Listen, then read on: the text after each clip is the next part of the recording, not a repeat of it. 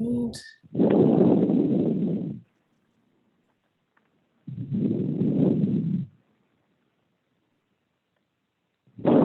okay, everybody see that? Except for Charlotte, who will see it later. Yeah, thank you.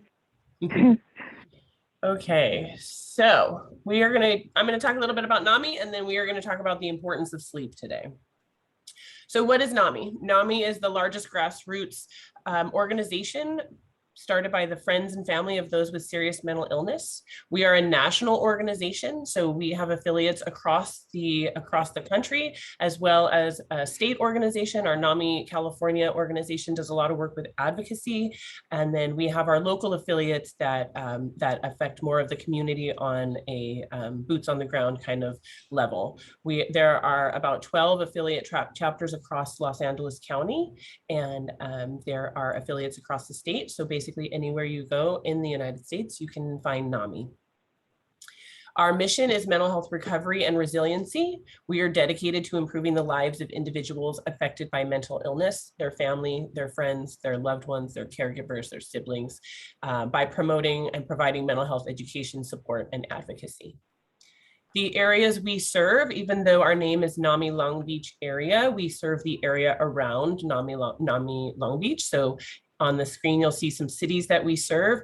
And no matter where you live, you're always welcome to attend our classes, our support groups, either virtually or in person.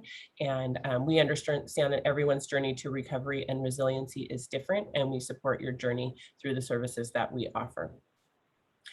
Our pillars of action are education, support, advocacy, and awareness. With education, we educate people who have mental illness, their families, their caregivers, and the community at large. We have our NAMI family and peer education courses.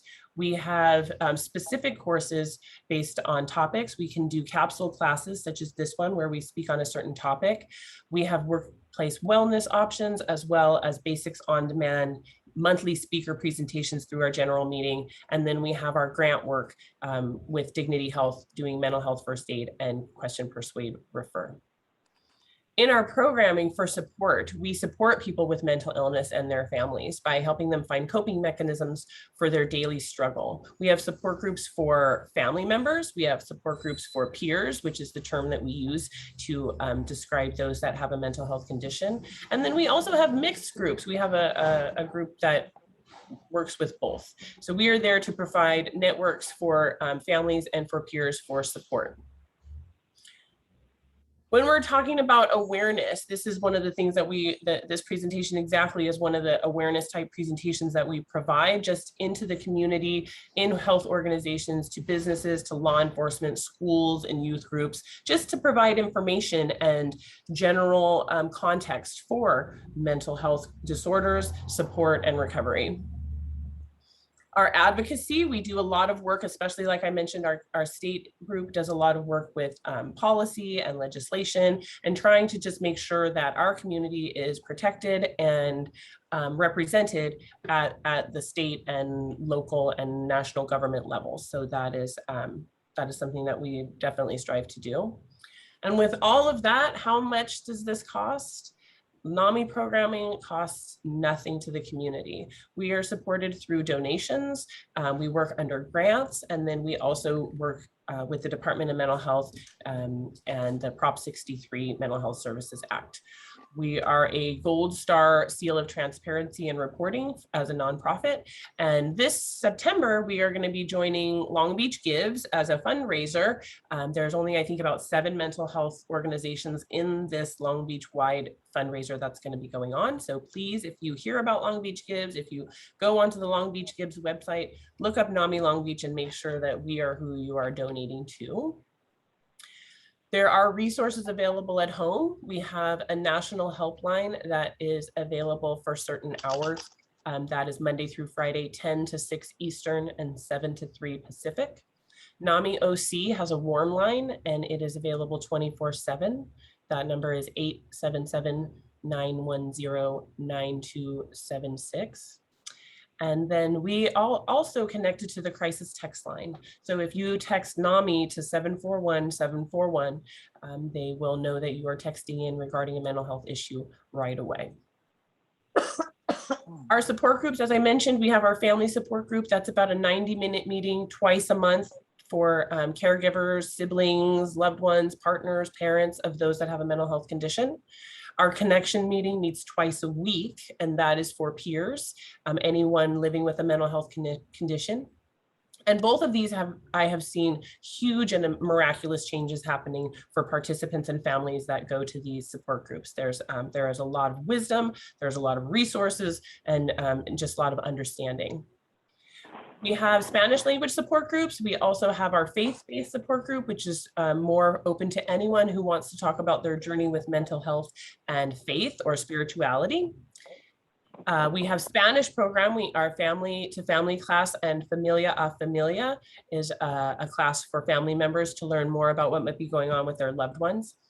Basics on Demand is for the parents of younger school-age children, and that's an online class that can be taken to better understand what a young child might be going through, navigating the IEP process at schools, finding out benefits, coping skills, all of those things are taught on demand.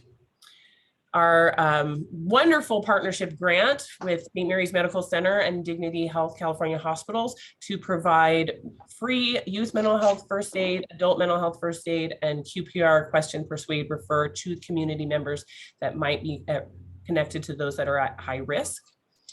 So if anyone has any interest in scheduling a class, please feel free to reach out to me. You see my email address on the bottom of the screen there. So as we get into the statistics on mental illness, a little bit, just general statistics, how common is mental illness in the United States? 1 in 5 people live with a mental health condition, 1 in 25 with a serious mental illness. So chances are that someone you know has been affected, or perhaps even you yourself. You can see on the screen, there's some smaller percentages or statistics for different diagnoses. While those are important, diagnoses are not something we necessarily focus on here at NAMI Long Beach, because we understand that many times diagnoses change, but a lot of times the signs, symptoms, and feelings that are felt, experienced, and exhibited can cross all the different diagnoses. So we focus mostly on supporting someone through their journey. If you want more information on general mental health facts or figures, you can always go to our website, namilongbeach.org. There is more under the Learn More tab, and you can find out more information on different statistics, information, warning signs, things like that on our website. Okay, so now we're going to talk about the importance of sleep, and I am so excited about this presentation, because this is a topic that is very near and dear to me. So we will go over some more facts and statistics about sleep. We are going to talk about the circadian rhythm, what it is and why it's important. I will also touch briefly on the economics of sleep, talking about in depth the relationship between mental health and sleep. Have you ever heard of sleep hygiene? We'll talk about that. How do you practice good sleep hygiene? If you're someone who has trouble sleeping, what are some possible sleep aids or resources that you might use to assist yourself? So that's kind of what we're going to talk about during our presentation today. So as we look at some facts and figures, adults between 18 and 64 need 7 to 9 hours of sleep per night. Adults over 65 need 7 to 8 hours. When we are talking about parents, I don't think this would come as a surprise to most of us that 42.6% of single parents sleep less than 7 hours per night, compared to 32.7% of adults that live in 2-parent homes, or 31% of adults with no children. So it's not surprising to me, as someone who has children, that people without children are sleeping more. But it's something to really consider and think about, if our sleep is disrupted, the rest of our life might have a little disruption as well. Active duty service members are 34% more likely to report insufficient sleep than people with no history of military service. It is believed that between 30 and 48% of older adults suffer from insomnia. And the key driver of the body's circadian rhythm, or internal clock, is the suprachiasmatic nucleus in the brain, or the SCN, and that is made up of about 20,000 neurons.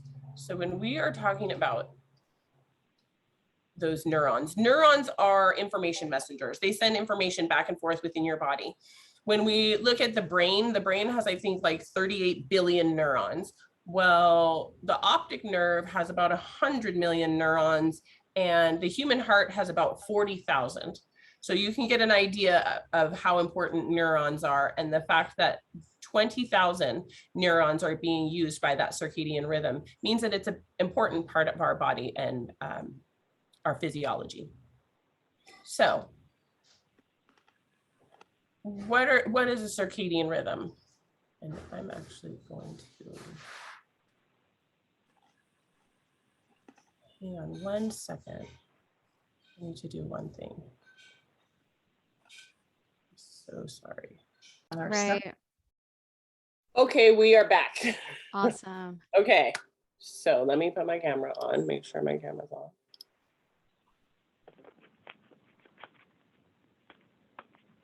See what happens.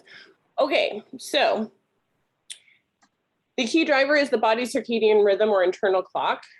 And we have, let's see here. So what is a circadian rhythm? Here you can see, if you can see the screen, it exists in all types of organisms. It is something that is triggered by light or dark. In people, it can affect mental health, physical health, digestion, and your endocrine system. And it is not a biological clock. So it is something that happens in a 24-hour cycle due to light and dark, as opposed to a biological clock that can be stretched out over years or months, like a flower that knows to wilt and die in the winter and then come back in the spring. That's more of a biological clock. Whereas a circadian rhythm in a flower would be a flower opening when the sun comes out and then closing at nighttime. So that's a little bit of what a circadian rhythm is. And I'm just going to go to my other notes to make sure I didn't forget anything. Okay. So why is it important? The circadian rhythms that run throughout our body are connected to a master clock, or that SCN, like I said before, the suprachiasmatic nucleus. The SCN is highly sensitive to light. So at different times of the day, the SCN sends signals to regulate activity throughout our body. And the sleep-wake cycle is one of the most clear and critical examples of importance of circadian rhythms. So if I go back to that slide from before, you can see this is how our body is putting out those different messages. So from midnight to 6 a.m., there's a lot of serotonin, there's restorative sleep, deep sleep. At 6 o'clock in the morning, that melatonin stops being released and our body starts to naturally wake up. Around, probably 11 to, it looks like maybe 4 is our highest capacity. We're highest alert, our best coordination, our fastest reaction times. And then it starts slowing down again. So when we talk about the cost, the economic costs of sleep, insufficient sleep has an estimated economic impact of over $411 billion each year. That's lost money. We have drowsy driving responsible for more than 6,000 fatal car crashes every year. And when we're talking about that level, when they did a research study recently about this, and people are admitting that within the last month, I think out of the 100 they talked to, like 19 had admitted to falling asleep while driving. So it's a huge issue. When we talk about work-related accidents, people that have severe insomnia are 7 times more likely to have a work-related accident than someone who has good sleeping or good sleep habits, especially related to the pandemic, especially when we're talking about medical personnel and medical centers. Nurses working 12.5-hour shifts report committing more than 3 times as many medical errors than those working 8.5-hour shifts.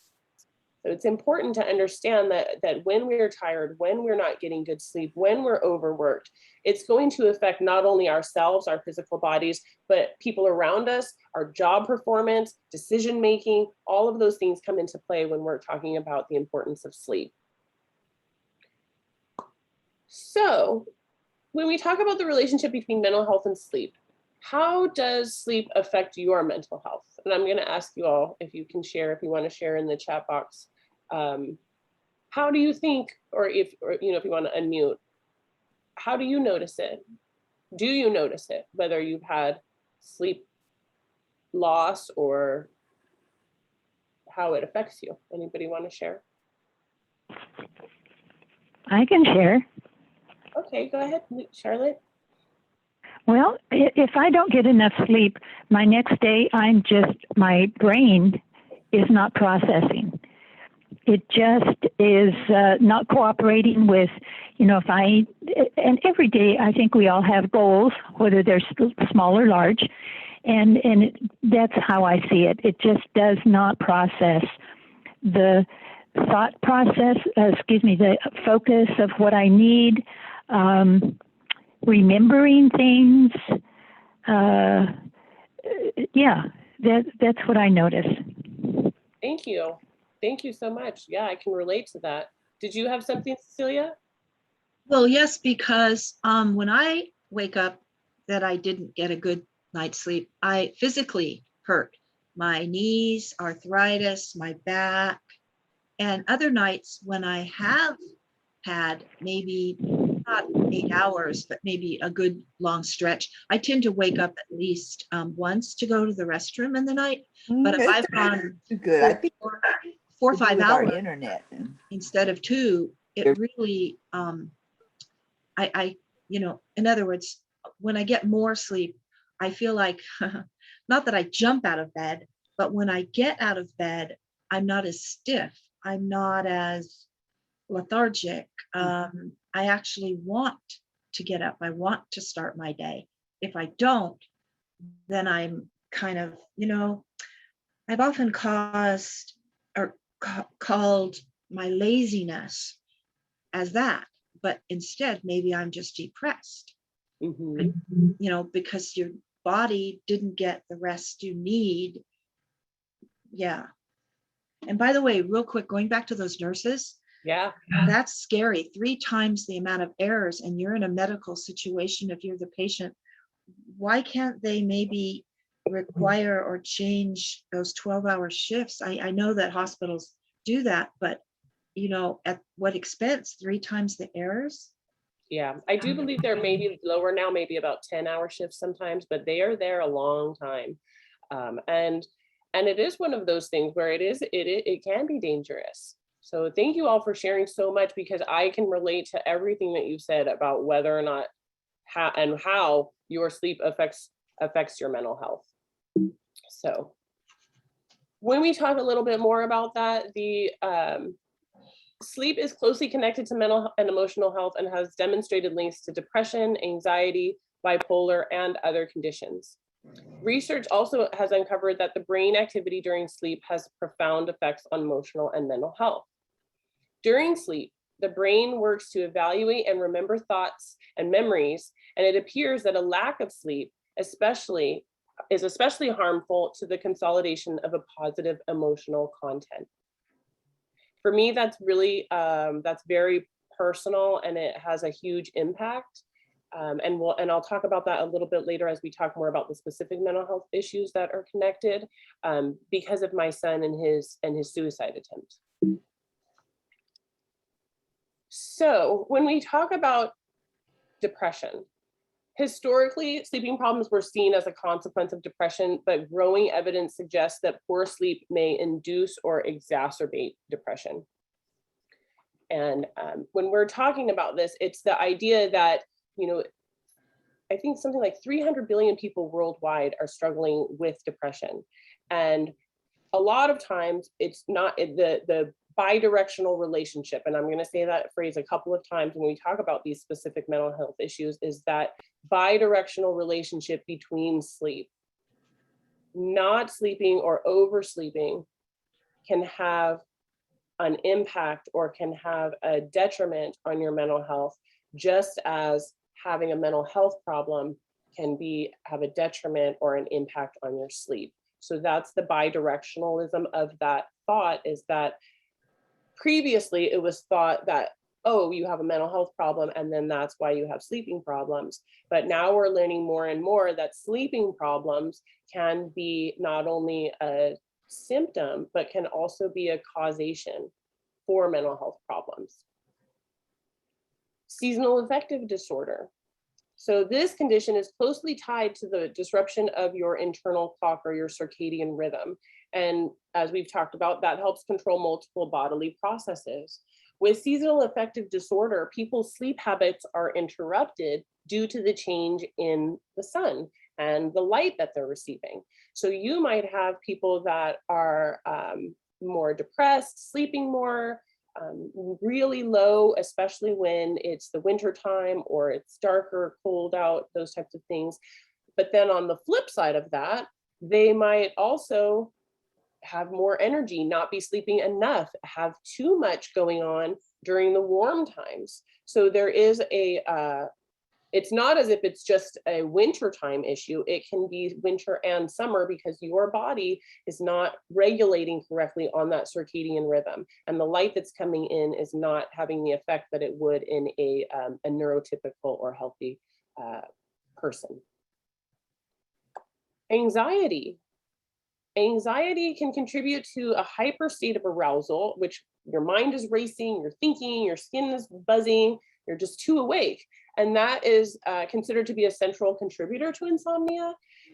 However, with anxiety, you might, and then if you're having insomnia, now you might have like an anticipatory anxiety of, oh no, now I'm not going to be able to fall asleep. How am I going to fall asleep? When am I going to fall asleep? And that's going to cause you an additional sleep problem. Also important to know is that there's a bidirectional relationship here. People that have trouble sleeping, people that are that stay awake late, that have trouble falling asleep, that have a higher propensity then to develop anxiety. So you can see how sleep and lack of sleep, too much sleep, plays a huge role back and forth between our mental health and our sleep health and just how we're functioning. Bipolar. When we're speaking about those with bipolar, in people with bipolar, and bipolar is a disorder that is characterized by extremely high highs, a mania phase, and an extremely low low or a depression phase. And their sleep patterns change considerably depending on those emotional states. My younger sister is diagnosed with bipolar, and there have been times where she was so manic that she wasn't hardly sleeping at all. She would sleep only maybe 2-3 hours in the night. And then as that phase changed and she went into the more depressive, she would sleep 10, 12, 15 hours a day. There wouldn't be a time where I could get her out of bed, where she would just be curled up in there. Those things can exacerbate, your sleep problems can exacerbate bipolar. A lot of times sleep problems can still be represented or seen even when they're not experiencing a cycle. So even during a stable period, they might have those sleep issues that could contribute to another cycle of their bipolar. When we're talking about schizophrenia, schizophrenia is a disorder where you're unable to recognize truth from untruth or have trouble discerning reality from not reality. And poor sleep and symptoms of schizophrenia can be mutually reinforcing. So again, when you have a mental health condition and you're not getting the right sleep, it has a huge effect on how your mental health condition progresses, how your physical reactions to that progress. So there are huge potential benefits to stabilizing and normalizing sleep patterns, especially for those that are exhibiting mental health conditions. ADHD, anyone that has the attention deficit hyperactivity disorder, they might have difficulty falling asleep, frequently waking up, excessive daytime sleepiness. The rates of sleep problems such as obstructive sleep apnea and restless leg syndrome also appear to be higher in people with ADHD. When we're talking about autism spectrum disorders, children and adolescents with autism spectrum disorders or ASD have a higher prevalence of sleeping problems, including insomnia and sleep disordered breathing. So this is where I want to talk to you a little bit about my son and what I experienced with him. So he always had trouble sleeping. He would have trouble falling asleep. He would stay awake late at night.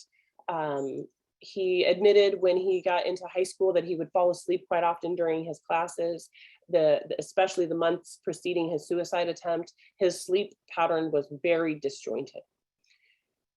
When we received his diagnosis for autism spectrum disorder, he was, with that diagnosis, came the awareness of what he was going through and why he wasn't sleeping as well. He's not able to process. A lot of people that are on the spectrum, they're not able to process in real time what is happening in the day, what they're being told or talked to, facial expressions, different emotions coming from people, instructions, all kinds of stuff can be overwhelming. And if it's all happening at once, what happened with my son and what is common is he just went selectively mute. So he was no longer really at that point processing. What all he was doing is just recording everything that was happening so that he would have time later. Well, as you know, we don't have a lot of time in the day. And when you're at school and then you have after school chores and then you have dinner and then you have homework, a lot of times that stuff is left till later. So what was happening is every night as he's trying to go to bed, he's laying in bed and all that thoughts, all those things are coming down into his mind, and what we call is his data dump. He's data dumping everything from the day so he can process it. And that was taking hours at night, keeping him awake, affecting his sleep, which is then going to have that bidirectional effect on affecting his mental health, affecting his self-esteem, affecting his depression, affecting his anxiety. So it is just a repeated cycle back and forth. No sleep, bad, issues with your mental health, bad sleep. It's just going back and forth. So how do we fix it? How do we find some way to help ourselves? I don't know if you have ever heard of sleep hygiene. I found this graphic which made me laugh. It says the rules of healthy sleep, which I am not about rules. I'm all about suggestions. So I am going to give you a few suggestions for how to obtain healthy sleep. Here are some ways that we can get good sleep hygiene. It's all about practicing, putting ourselves into a routine. Make sure you set your sleep schedule. Have a fixed wake up time, even on the weekends. If you're someone, obviously I'm not saying if you're getting up at 5 o'clock in the morning, Monday through Friday, you should get up at 5 o'clock in the morning on Saturday and Sunday, but maybe still have a 6:30 or 7 wake up time. So it's not you're sleeping in and disrupting that. Prioritize your sleep. Make it something that you look forward to, something that is a benefit to you. If you do have issues, if you are stuck in one of those limbos where you're staying up late at night and you're sleeping in and you want to fix that, don't try to do it cold turkey. Don't be like, okay, tomorrow morning I'm waking up at 5, even though I went to bed at 3 o'clock in the morning this morning, I'm going to start a new sleep schedule. No, instead, gradually do that. Make those adjustments over time. Try 15 minutes or a half an hour increments to switch yourself so it's a slow process. And biggest one on this one, don't overdo it with naps. That might be a little bit different, especially as we get into the older adult population. A nap a day might be okay. I know for me, if I take a nap, my sleep schedule is going to be messed up. So it is a personal thing, like any kind of recovery or health plan, it is personal to you. But watch out with those naps. I caution my daughter with this as well. My daughter is in high school. She plays softball. And a lot of times she wants to come home after school and softball practice and take a nap. But taking a nap from 6 o'clock in the evening till 8 o'clock in the evening is not really a nap, because now you're not going to get to sleep until 12:30 or 1 o'clock in the morning, because now you're not tired anymore. It's important to cultivate or follow a nightly routine. So find those 30 minutes for winding down. If you know that if you set your wake schedule and you know that if you need 7 hours of sleep and you're going to wake up at 7 o'clock in the morning and you need to start winding down around 11:30, okay, do that. But make sure that you set that time. Dim your lights. Turn those electronics off. As tempting as it is to think that laying in bed, looking at your phone is relaxing you, it is not relaxing you. Those lights going right into your eyes is not part of what our brain needs to settle down for sleeping. So unplug from those electronics. Test out different methods of relaxation. I'm going to give you a bunch of relaxation tips towards the end of this presentation. So test methods. Not every method of relaxation works for every single person. Find what works for you. Also super important, and this is one that I think a lot of people struggle with, don't toss and turn. Your bed should be for sleeping. You need a relationship with your bed that is about sleep. Maybe one other thing, but sleep. If you're tossing and turning because you're trying to fall asleep and you can't fall asleep, now you're getting frustrated, now you're getting irritated, that's not the conducive environment for sleep. So if you lay down and you're not able to fall asleep and your mind is still going after 20 minutes, get up. Get up, get out of bed, try, maybe read an article in a magazine, not in lights, not on your phone, but do something that takes your mind out of it for just a few minutes and then go back to bed. Because laying there like that is not going to help you get to sleep.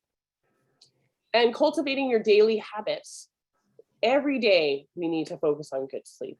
So when you wake up in the morning, get that daylight exposure, get some of that sunlight into your system, into your body, so it gets that melatonin out and you get going for the day. Be physically active. Physical activity is tiring.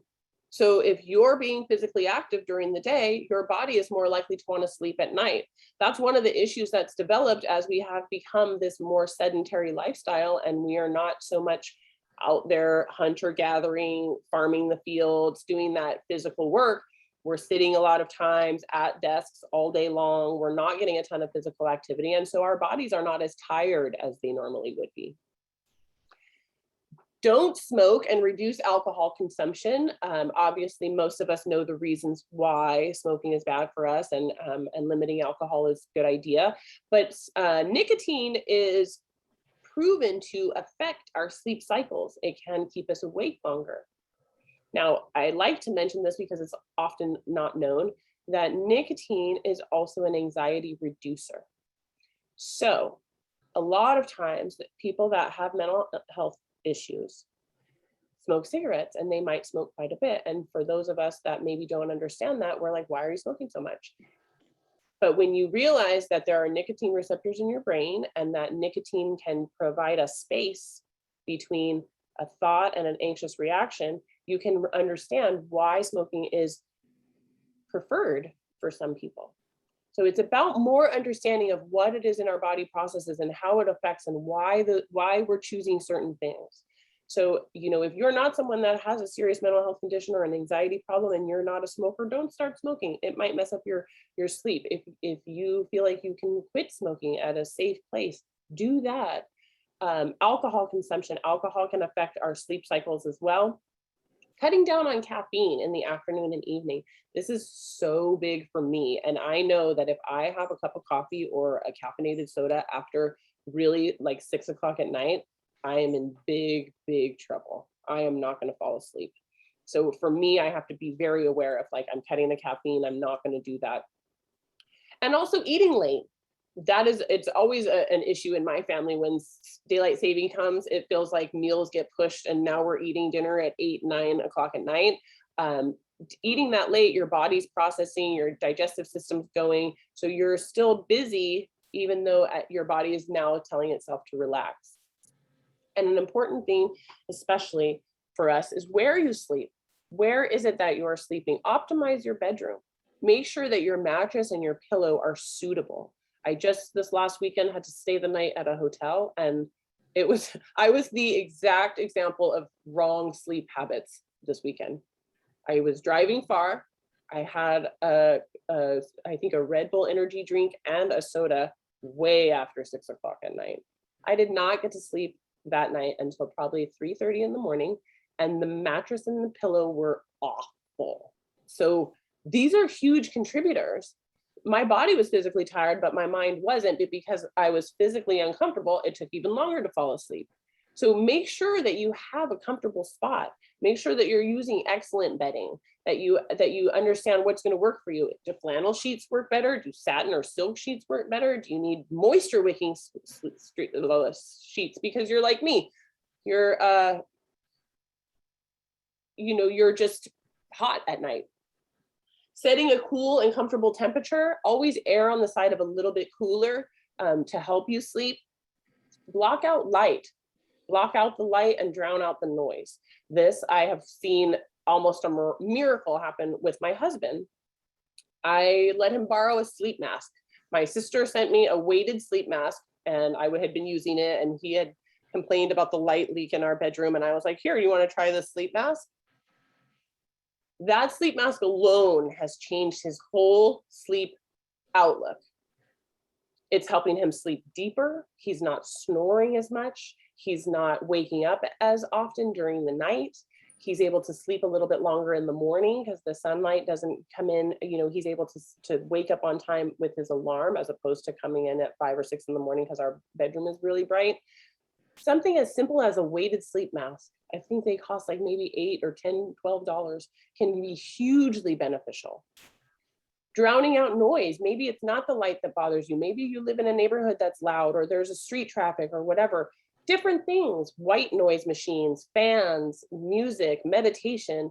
You know, for me, if I put on a sound of a rainstorm, I'm going to sleep. So those are the kind of things that you can kind of realize what works for you, how we can better understand what makes us sleepy and what helps our sleep. Calming scents. You know, aromatherapy is huge these days. There's different scents that you can put into the room. There's a lot of times lavender and lavender lotions, lavender essential oils, they will help put you to sleep. So incorporate all these things. Figure out what is your best sleep plan.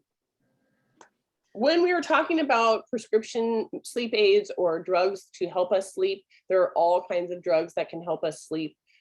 Z drugs are medications that slow down brain activity, so that has a sedative effect. Orexin receptor antagonists block the production of orexin, which is a chemical in the brain that makes you feel alert. Benzodiazepines, those are like Z drugs. They decrease your brain activity and induce sleepiness. And these were among the very first prescription drugs to be used for insomnia.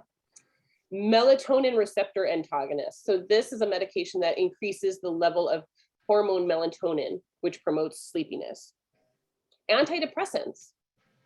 So even though these drugs were first designed to treat depression, it was later found that they have a sedative effect. There is, however, only one antidepressant that is formally approved by the FDA for insomnia. When we talk about over-the-counter medications and supplements, over-the-counter medications can be purchased without a prescription. These pills do not go through the same level of FDA review as prescription medications.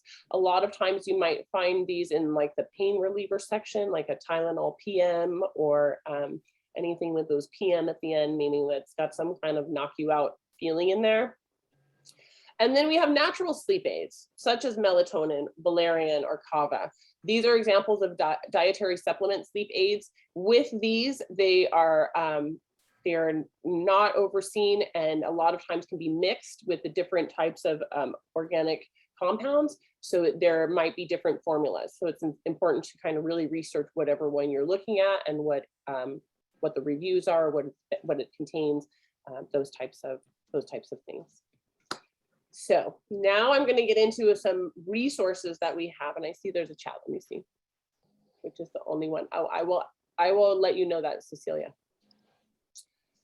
Sleep resources available. Sleep Cycle is an app that can track the way you sleep. It analyzes your sleep. It can help you to wake up when you are within the rhythm of sleep. So when we're sleeping, there's like a rhythm where you go through, I think it's about an hour and a half, maybe an hour 45, where it's like 30 minutes of light sleep, and then you get into a deeper sleep, then you go REM, and then you kind of come up to a lighter sleep again. And that's kind of how our body cycles through sleeping throughout the whole night. When we want to wake up, if we have chosen to wake up at a time that maybe is right in the middle of that REM sleep, it's going to be harder to wake up. But if we can get maybe wake up 10 minutes earlier or 5 minutes later, maybe we miss that. So we have a better chance of waking up alert and more ready to go. What do we have in the chat? Okay.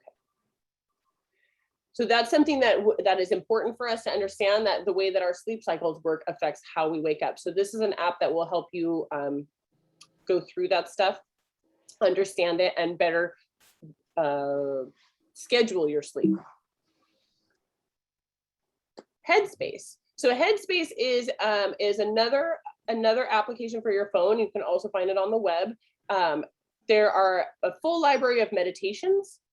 You can put your mind to bed with relaxing sleep sounds, dreamy music, wind down exercises.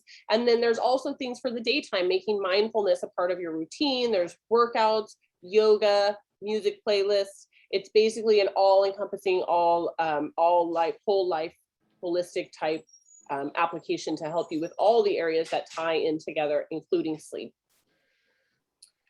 Calm is another application, and with this one, you can actually choose like stories to be read to you. There's different levels of stories, like for adults or children. I even think there's celebrity voiceovers. I believe Matthew McConaughey reads a couple of those stories. So there's more out there to help you improve your health and find happiness. This one, the Sleep Easy Insomnia Therapy, I do believe it is only for iPhone. I did not see an Android listed on there. However, this one was created by a doctor, and it has like a 14-step program on how to get better sleep. So that is more information that's out there. That is one of the things that I just love about this time, is that we have so many resources at our fingertips. The invention of, smartphones and applications and things like that. Like, there are so many ways to get the resources we need right at our fingertips. So here is another one. And it says you can transform your life through deeper sleep, which I 100% agree with. And so with that, I want to thank you for joining us for this presentation. I hope you all have a good night and sweet dreams and sleep well tonight. If you do have any other questions, concerns, you want information, you can visit our website at namilongbeach.org. You can always call us 562-435-2264. General questions can go to our NAMI at namilongbeach.org email address. And if you have any questions for me, my email address is jolissa@namilongbeach.org. So I just want to thank you for inviting me. I do apologize for the brief technical issue. And if you have any questions, if you have any comments, concerns, if you would like to ask me anything about what I've shared, I'm here for you. Thank you so much, Jalissa. I know we have a couple of minutes left, so we could go ahead and open it up if there's any questions from anyone. Cecilia, what do you got? Well, going back to that tossing and turning, I do that a lot. And when I do wake up, it wakes me up. And that's when I flip, I call it flip and flop to the other side. My upper arm, see, it feels frozen or stiff or sore, the muscles. And I don't know, I guess maybe I'm just sleeping too hard on it. But I don't want to get up in the middle of the night and walk around or do anything. I just flip back to the other side and go back to sleep. Yeah, that is different. That's a little bit different. Just getting comfortable, like we wake up in our sleep. So it's interesting to me. There's a lot of interesting things to me about sleep. It's one of my favorite things. But it's interesting that when we are asleep, so sleep is necessary to us as beings. It is part of our requirements to function. And when you think about what our body is doing when we're sleeping, it doesn't really make any sense. We are opening ourselves to attack, to danger. We're basically in a paralyzed state. When your body is sleeping, your body is almost paralyzed, because your body naturally reduces, your brain sends messages to reduce all movements. Because if you think about it, if we were sleeping out in the forest or the woods and a predator came by, we want to make ourselves as less likely to be noticed as possible. So our bodies are basically paralyzed, so we're not moving. But when we go through those cycles and you wake up to that light level of sleep and you realize, like, oh, I've been laying in this position a long time and I need to move or I need to turn, that's completely different than trying to fall asleep and not being able to fall asleep. I too have a serious shoulder issue. I relate to you so much, Cecilia. My left shoulder just hurts and hurts. From side sleeping, I had an accident. Like, there's a lot of things. And as our bodies get older, we just ache, There are different pillows available. My husband, same thing. We just bought this special pillow. It's like a cube because he likes to sleep on his side and he has broad shoulders. So when you're smashing in like that, your head's this way, it's not great. It's a pillow that keeps your head up, so your shoulder's not so compressed. You know, there's different ways to look at how we sleep, what is affecting our sleep. I mean, we're all ladies on here on this webinar right now.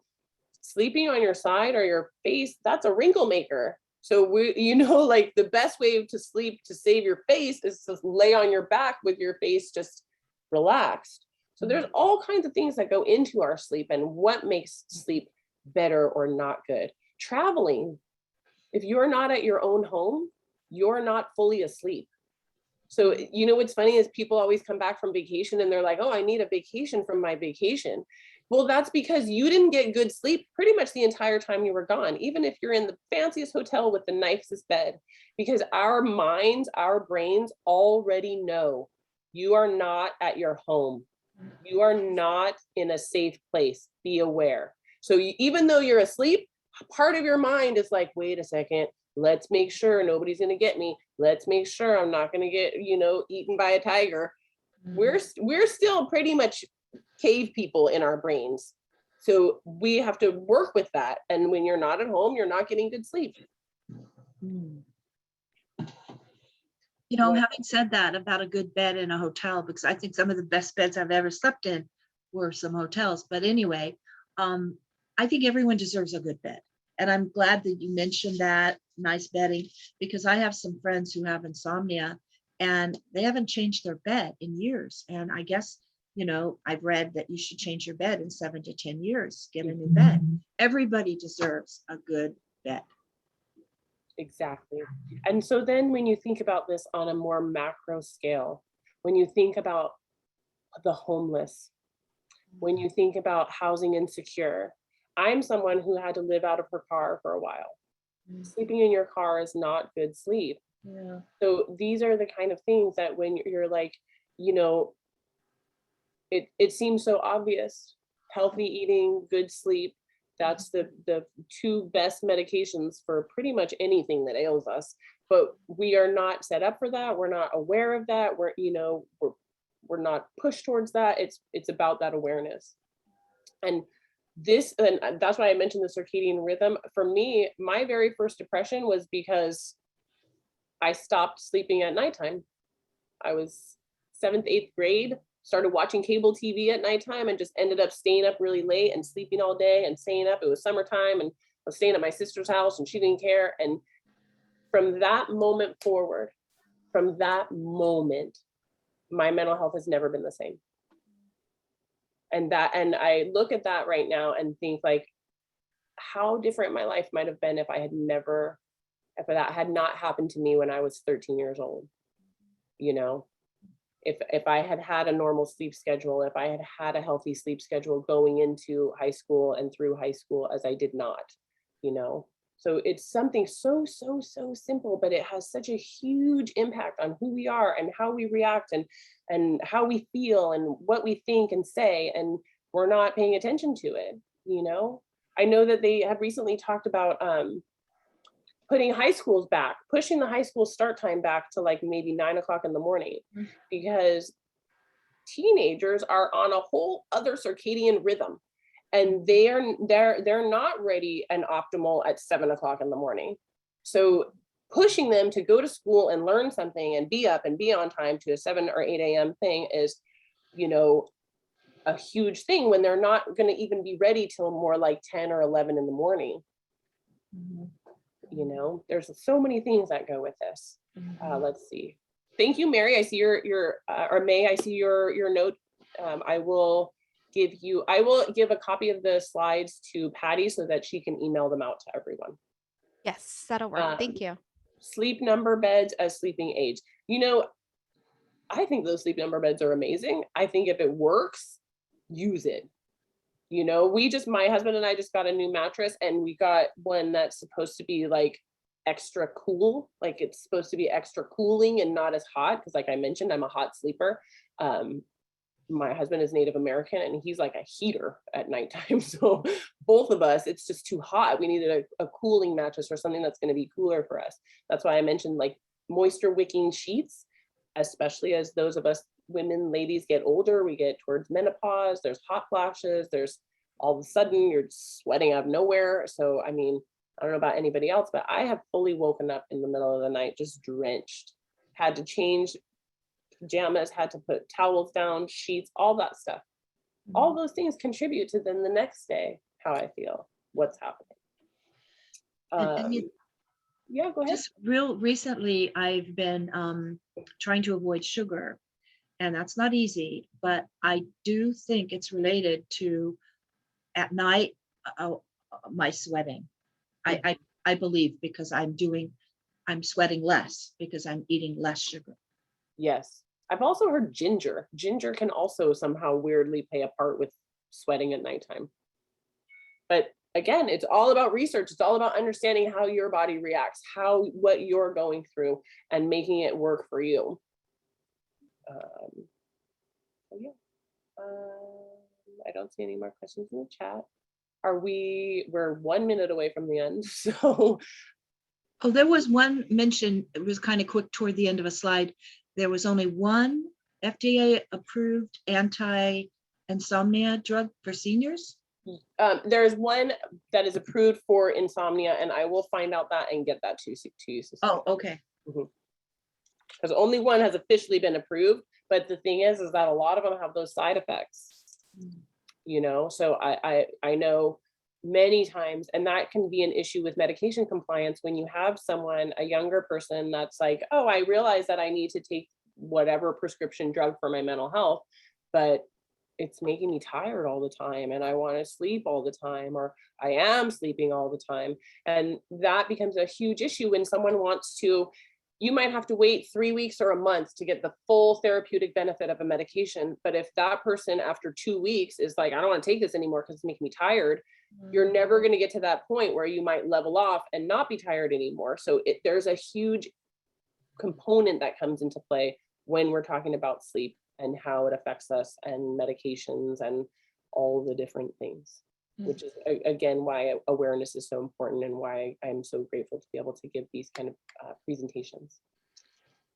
And that's exactly noon. Yes, awesome. Thank you so much, Julissa. You know, I really appreciate you sharing the information with us, but not only that, also sharing your personal stories. You know, I think that's it really brings all the information kind of, you know, ties everything together. So I really do appreciate that. You know, it's funny, Patty, I mentioned some of the stuff that I was presenting. I was talking to my son about it. And especially when it said that sleep disorders, and especially sometimes neurotypical disorders, have a propensity to not allow you to retain positive memories. And so my son, I was talking to my son about it and the fact that he had a rough childhood and he always had sleep issues. And the day that he attempted suicide, he had a very, very bad night's sleep and just a blip of emotion. And he says, he's like, I've thought about it before and it still surprises me that a nap and a meal could have saved me. You know, like, and I feel like that's a huge important message to get out there, especially to young people. My son has permanent lasting paralysis, blindness. He has a traumatic brain injury from his suicide attempt. And he realizes like, wow, a nap and a meal could have changed my whole outlook that day. You know, so those are huge things for us to realize as parents, as grandparents, as people, you know, just in general, that, you know, there's an acronym from, you've heard it from AA, it's called HALT. Anytime you're too stressed out, HALT. Are you hungry, angry, lonely, or tired? Because those 4 things can really send you. And knowing that, having that ability to say, wait a minute, is this a real feeling, a real thought, or am I just hungry, angry, lonely, or tired? Not to discount your feeling or thought, but it could be amplified by something that is easily fixed. So those are the kind of things that we like to think about and focus on, and understand that it's not necessarily you or a bad choice that you made. It's just situations. Okay. Yeah, definitely. Thank you so much. Appreciate it. Sure. Thank you all. Yeah. I love being here. I'm so excited. Can't wait to see y'all next month. Charlotte, I will drop the slides off sometime towards the end of this week. And May and Cecilia, you'll get emails of the slides from Patricia. Yes, Okay, perfect. thank you. Thank you. Thank you all so much. Take care. See you next time. All right. Bye-bye. Bye. Thank you. Thank you.